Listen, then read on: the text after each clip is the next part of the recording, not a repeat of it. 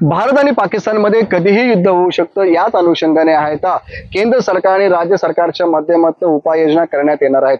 म्हणूनच उद्या आहे ते देशभरामध्ये मॉक ड्रिल ठेवण्यात आलेला आहे। महाराष्ट्रामध्ये जर आपण पाहिलं, उरण या ठिकाणी हे मॉक ड्रिल होणार आहे आणि मी सध्या उरण या ठिकाणी आहे आणि उरणचा जर आपण भौगोलिक परिस्थिती जर पाहिली, उरणला मोठ्या प्रमाणामध्ये आहे तो सागरी किनारा लाभलेला आहे आणि या सागरी किनारे आहे ते देशातलं सर्वात मोठ्या बंदरापैकी एक असलेलं JNPT बंदर आहे। तुम्ही समोर पाहता की हे JNPT बंदर आहे आणि याच बंदरामध्ये आहे ते मोठ्या प्रमाणामध्ये देश विदेशातून आहे ते माल येत असतो।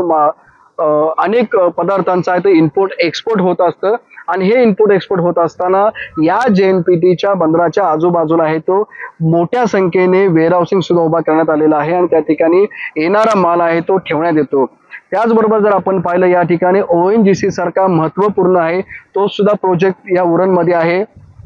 अनेक पेट्रोल केमिकल कंपन्यांचे प्लांट या ठिकाणी आहेत, गॅसचा प्लांट या ठिकाणी आहे। त्यामुळे पेट्रोकेमिकल कंपन्या आणि गॅसच्या कंपन्यांनी या ठिकाणी आपला मोठा साठा या ठिकाणी ठेवलेला आहे। अशा प्रकारचं युनिट त्यांनी या ठिकाणी उभा केलेला आहे। त्यामुळे JNPT बंदर असेल, ONGC असेल, पेट्रोकेमिकल कंपन्या आहेत, गॅस कंपन्या आहेत, त्यामुळे अशा महत्त्वपूर्ण आणि संवेदनशील हे भाग म्हणून हा ओळखला जातो।